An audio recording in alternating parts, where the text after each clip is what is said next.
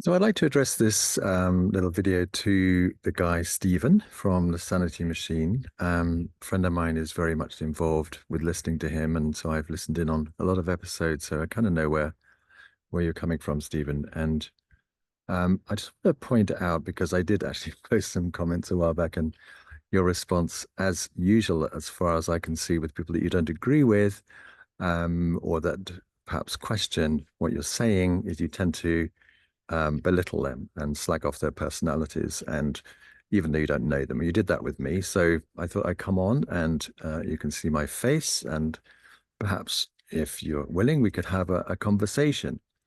But I wanted to say a few things. Firstly, this perception of yours, and it is a perception that this world, or whatever you want to call it, is a hell realm is just your perception. It's not everybody's perception. And you cannot say something like this is an absolute truth. It's not an objective truth, obviously.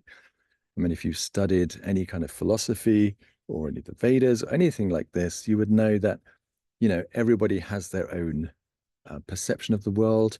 And I'm not saying that creates your reality, but what you're doing very clearly is, from your viewpoint, is I can understand why you would perceive this place as a hell realm. Because you seem to have a very, very negative attitude to a lot of things in this world and a lot of people that exist in this world. So, which I don't quite understand.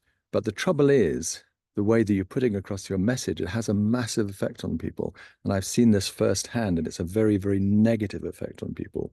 And perhaps that's not your intention, but you seem to be creating the very world that you're talking about.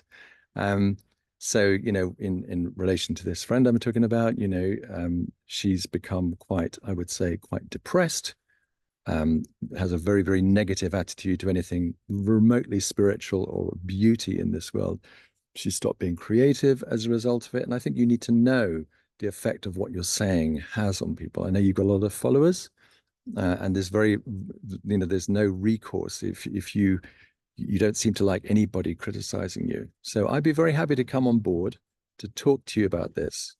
But the really thing I want you to understand is that when you talk about how you see this world, and I find it very, very sad for someone who's obviously very, very wealthy and that you find very little joy in this world. You've said so yourself. I don't quite understand if you really want to help people. Why do you not do more charitable work? Maybe you do, I don't know. But why do you not do that? Because that's well known and it's well researched to help not only other people, but yourself as well. So maybe you need to do a bit more of that. I don't know you. So, and I don't really know why you do what you do. All I can say is that it's entirely your perception, and you cannot say that you are right and everybody else is wrong. If I'm honest, that's a very fascist way of doing things.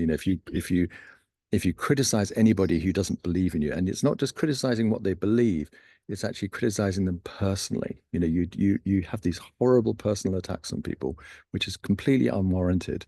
You don't seem to be interested in debate. So I'd be very happy to debate with you, Stephen. But I would also ask you to really think about what you're doing because it's incredibly destructive for people. You've got a lot of followers, a lot of people seem to like you, but your message is really, really pessimistic. And I don't know how that's helping anybody. So just reach out to me if you want. You can find me, and I'd be happy to talk to you. Thanks.